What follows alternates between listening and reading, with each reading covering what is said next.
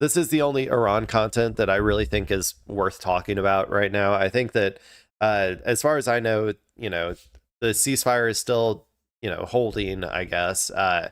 There's Iran, I think, gave a new proposal, or like the same proposal, I think, that they have been giving to America, the 10-point proposal from the start. As far as I'm aware, Iran is still proposing the exact same things. America is like taking a look at it, but Trump, I think, said that he is probably not going to, or doesn't like it, which, of course. um but anyway, this is some actual like new stuff I heard. So apparently the United States, it was tired of using up all of our stockpiles of all of our normal missiles. We went through like 50% of them in about 6 weeks of war. So we were tired of using up all of those stockpiles. So now it seems like we're gonna start sending some new weapons over there to go through all of those stockpiles as well. I don't even know how many of these missiles we have, but apparently we're gonna start sending some hypersonic missiles over there. We're going to be hearing about this from Fox News, so take everything they say with a grain of salt. I've already read like one article about this morning, and like, well, like I heard that like these missiles that we're sending potentially are not even really like battle ready. Like they're still in the testing phase, and so it's more like a little bit concerning that we're sending them over right now. But okay, let's go ahead and see what Fox News has to say about it, though. This is Sonic Speed. Gotta go fast. US ways using new hypersonic weapons against Iran. Let's see what they have to say.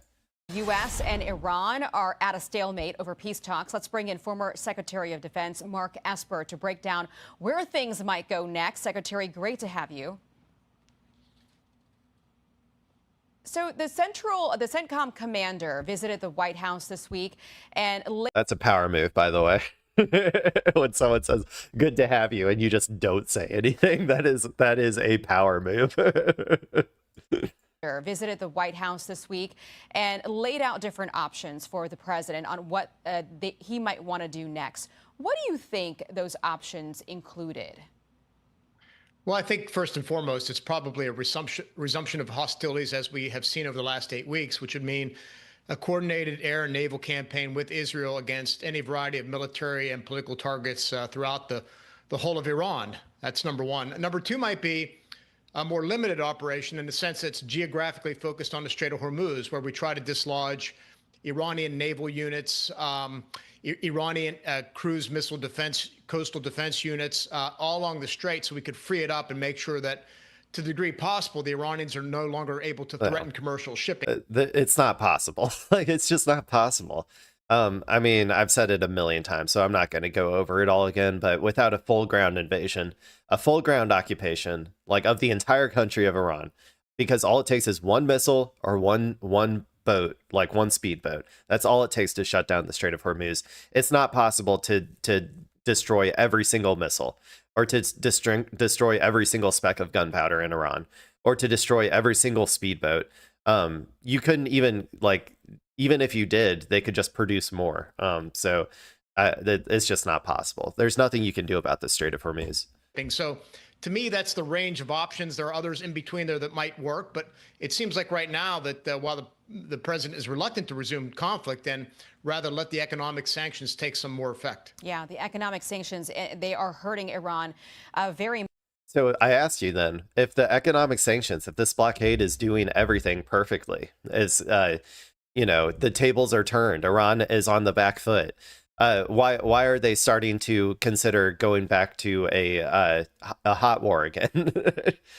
Which, by the way, during the hot war, they were in a worse bargaining, or America was in a worse bargaining position during the hot war, because like, I mean, I wouldn't say, I guess it's more America's perception. It was a lot more obvious that Iran had all of the cards during the hot war, because every single escalation was met immediately with Iran's escalation, and like the mere just the mere fact of agreeing to the ceasefire was what America interpreted as capitulation, which, as soon as America interprets anything as capitulation, then you are in a I guess I'm using the worst bargaining position, but like it's more that America becomes delusional and you can't extract concessions out of them. So that's like more what I mean, I guess. So yeah, I don't know. Much. I want to ask you about this headline that caught my attention this week. Oh, but yeah, they're deciding now to go back into the hot war though, which is okay. Like you didn't accomplish anything with with the previous hot war, the 6 weeks. Like you didn't get a single political concession from them whatsoever. As Adam Bogler like mogged on Scott Jennings the other day, he said, "What political concessions did you get from this war so far? Nothing. You haven't gotten any political concessions from the hot war. You haven't gotten any political concessions from the blockade.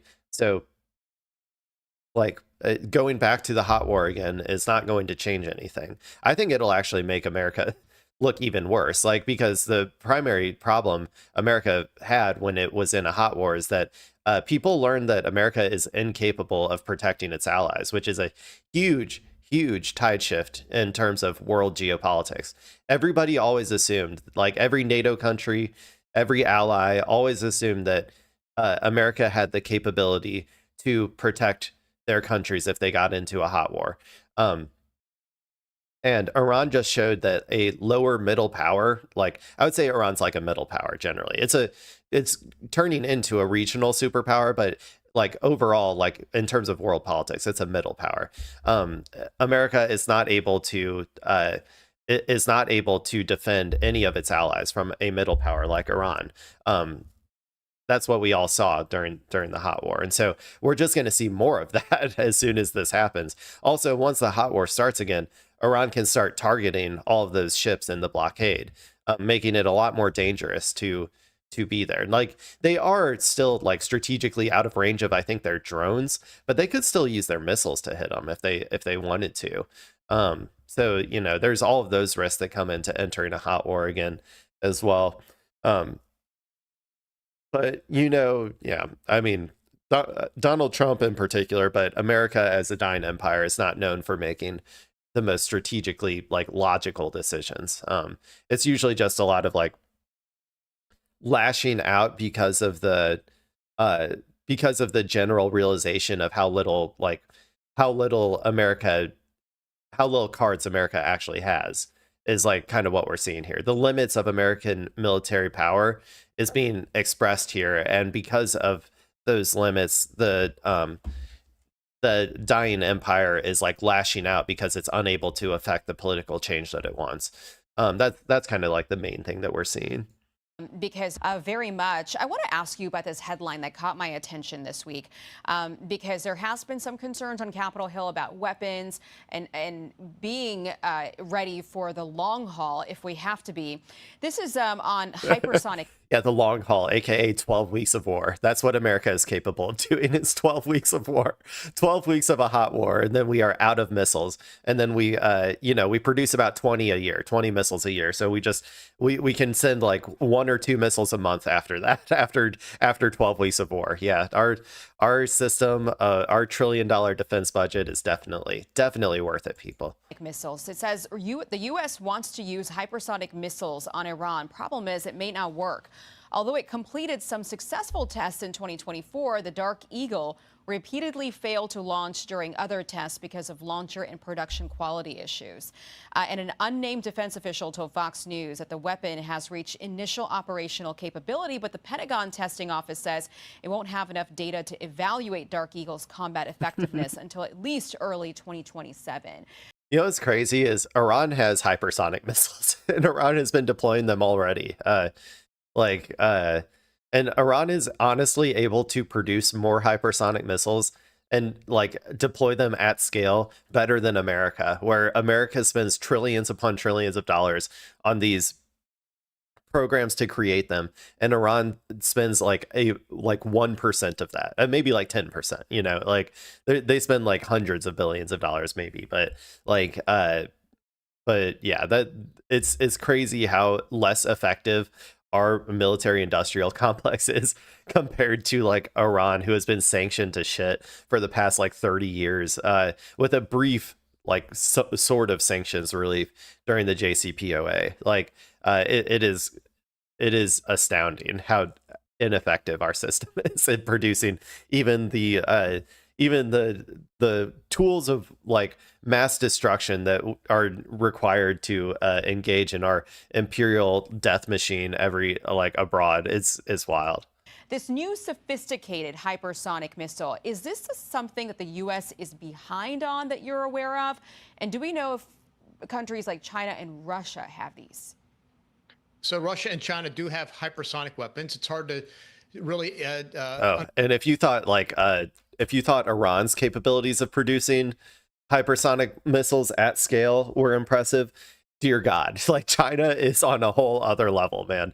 There's nothing we can do about China at this point. It's over, man. It's over. China just can produce way more of everything than we can. And in the end, wars are all about production capabilities. And we hollowed out our entire industrial base so that our pedo billionaires could exploit third world workers and engage in super mega profits at the expense of the American working class. Like that was the trade-off that they did. And in exchange for that trade-off, America is not able to produce even these tools of death that we need in order to engage in our imperial adventurism abroad. It's wild. The trajectory of this is just, I don't know, it's very poetic, I would say. Like people could write like, you know, I don't know, write like epics about like this like story of American decline. It's like it will be a very fascinating arc of history when people like, or like a very interesting historical like process to look at in hindsight once we, you know, get further out past the death of the American empire. Of? And do we know if countries like China and Russia have these? So Russia and China do have hypersonic weapons. It's hard to really understand completely what they can do, their capabilities, the reliability, so forth and so on. We have hypersonic weapons in development as well. It started at least during my era when I was Secretary of the Army in 2017 and 2018. And they are effective systems, and I have no problem testing them in this scenario. As you may know, we tested what was called the PRISM long-range rocket system. Yeah, I'm sure there's plenty of like hospitals and little girls' school that we can test them on. Is probably what they're thinking. God, I mean, I'm assuming that. I mean, I would say that I'm assuming that we're not going to do that, but given America's track record of like hitting civilian infrastructure in this war, I'm you know, I don't want to make that assumption. Long ago against Iran. It was another system developed during my time, or launched during my time at least. So look, I think a conflict like this can be a good testing ground for weapon systems. When it comes to munitions, though, I'm far more concerned about the state of play with regard to THAAD and Patriot, JASSMs, LRASMs, the whole panoply of high-end missiles that we've expended through not just this conflict, but sharing with Israel, providing to Ukraine, so forth and so on. Our defense industrial base is not in the shape it needs to be for the long haul, particularly if we get in some type of extended conflict with China, and that's what concerns me most. We have some Patriot missiles in Poland, too. I remember I was at the border when the war started on Ukraine. I saw them. I mean, they're incredible in person, and we're supposed to, I don't know if we have yet, give weapons to Taiwan as well, because there's a threat of China. So, yeah, we're expended. Taiwan's not the one true ally. Only Israel. Israel is the only ally. Israel is the only country. It is America and Israel. Those are the only two countries. If your name is not America or Israel, you are not getting any missiles in the future. Those are the only two countries that we care about. Like honestly, it's wild, dude. Yeah, Taiwan, I would not get your hopes up that we're going to be sending you a bunch of missiles. Weapons to Taiwan as well. Like, especially given how America's tendency to be, to get like entangled in forever wars, like not being able to extricate itself from conflicts. I'm going to guess that this one's going to be a long-term conflict, that we're going to be constantly needing to send all of our missile systems over to, protect Israel or whatever, right? So like if this is going to be another forever war, like another 10-20 years that we're going to be involved in this war with Iran, like how on earth could we actually like quote unquote protect Taiwan? Like it's impossible. We can't even protect Israel, which, like I said, is the one true ally. Like Israel still gets hit like constantly, and we're trying our best. Like we're doing spending ungodly amounts of money and missiles and all of that stuff to try to protect Israel, and we're not even capable of protecting Israel. So I don't know, like, Taiwan, you need to find I would suggest, Taiwan, if you're out there, if you're listening to Technically Clay, I would suggest that you find a way to peacefully resolve your conflict with China. I know that you don't. I know that you, generally speaking, I think polling wise, don't really want to become a part of China or whatever. But I assure you that a diplomatic resolution to this, a two systems of government, one China policy, will be significantly better for you than being America's proxy agent, like Ukraine was against Russia, being America's proxy agent against China. You're going to be decimated. Your population is going to be decimated.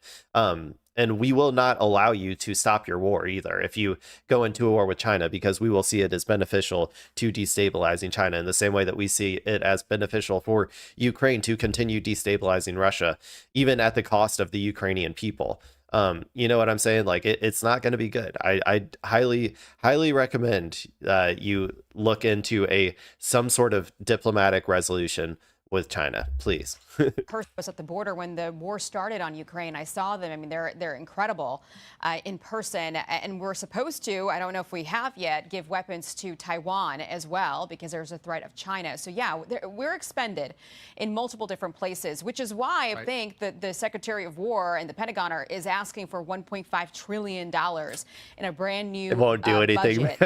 Democrats have a big problem. Just another just another $500 billion, and all of our problems will be solved. The problem isn't the amount of money. Like, what are you talking about? We've been the Pentagon's budget has gone up every single year for, like, I don't know, as long as I can remember. It has been going up. That has not improved the efficiency of the system. That has not improved the bureaucracy of the system. More money does not equate to a more efficient system.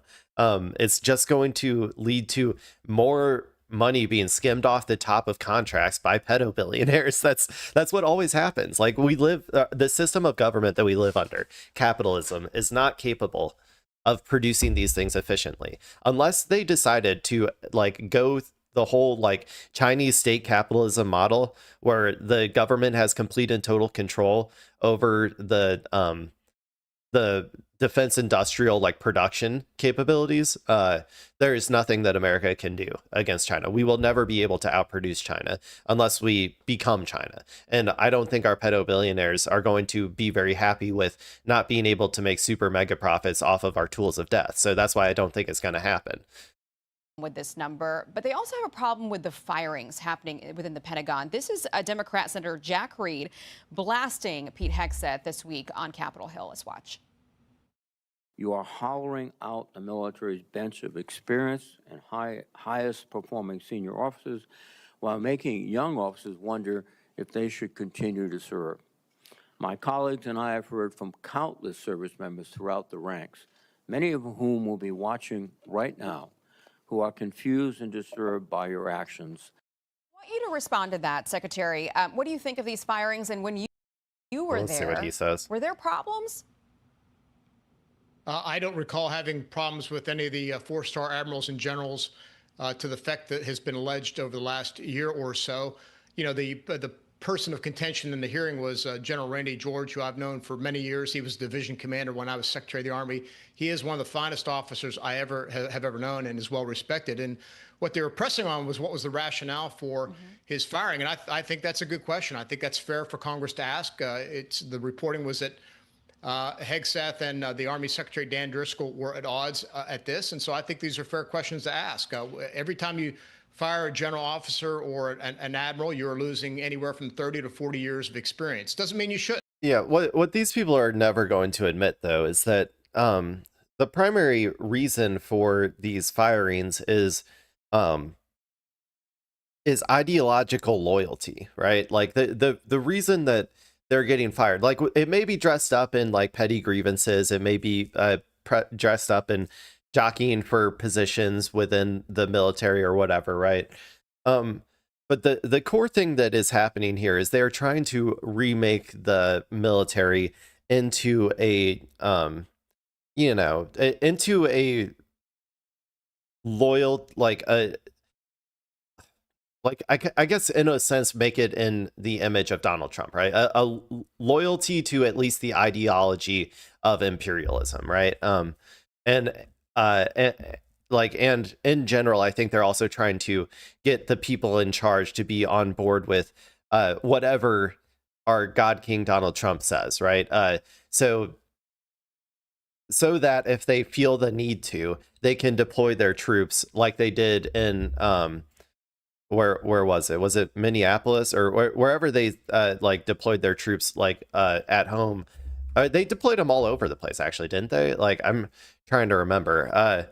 So they're trying to, I think, set the seeds for an actual, military state control sort of situation.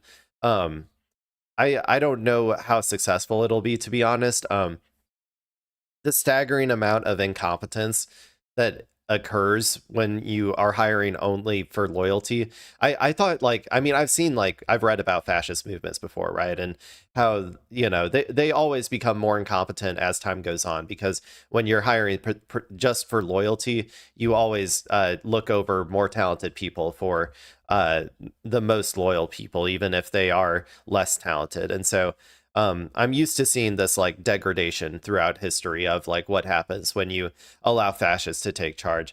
The scale of it, though, here in America is kind of astounding. I think that America just generally is probably more stupid than the previous fascist movements. Like, the people in charge are probably dumber on average. I think that probably, if I'm gonna do actual analysis, comes from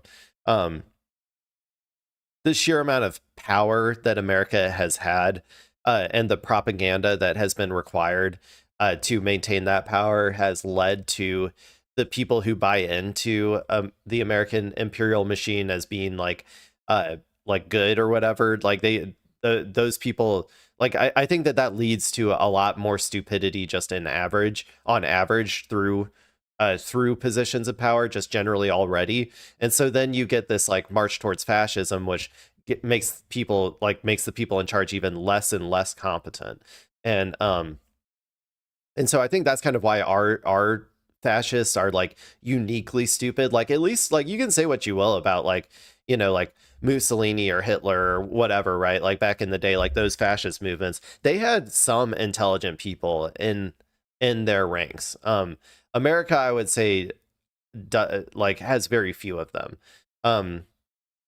So I don't know. I think, but anyway, I think that that's kind of what's happening with our military right now. Is they're purging all of the people who potentially could give up put up a stink about doing the immediate requests of Donald Trump. I think they're just trying to get rid of all the people who might not be loyal. But I think it has to be carefully evaluated, not just with regard to the impact on the person, but arguably more importantly on the unit and the rest of the officer corps. Is it a question that Democrats should use to hold up the Pentagon budget, especially in the middle of this conflict? Well, no, I don't think that's sufficient. But keep in mind, both Republicans and Democrats were asking these questions the other 2 days, on Wednesday and Thursday. So it wasn't just Democrats. There's, again, a lot of concern about personnel turnover, such as happened over the last 12, 15 months. So, again, I think those are fair questions to ask. And I was asked at times with regard to. The only thing we can hope for, though, is that our military is going to be so involved in the Middle East for the foreseeable future that they will be incapable of doing I don't know, pull stuff or whatever, going in and seizing ballots or whatever. I don't know for sure, though. I mean, we still have a lot of troops here in America. So if they did want to go through with some sort of fascist coup in the next elections or whatever, they probably would be able to, if I'm being honest. We have just so ungodly amounts of troops, man. To personnel that had changed during my tenure, so it's not unusual. Okay. Secretary, great to have you. Great to see you, and we'll have you back on soon. Thank you. Okay. Honestly, that was one of the more reasonable Fox News segments I've ever seen. I mean, yeah, they're living in like Fox News world where, everything is, uh, you know, like rainbows and butterflies in their head. Like, yeah, the war is going great, like all that sort of shit. But in general, this guy was a little bit less annoying than most people I see that go on Fox News. So, you know what? There's that.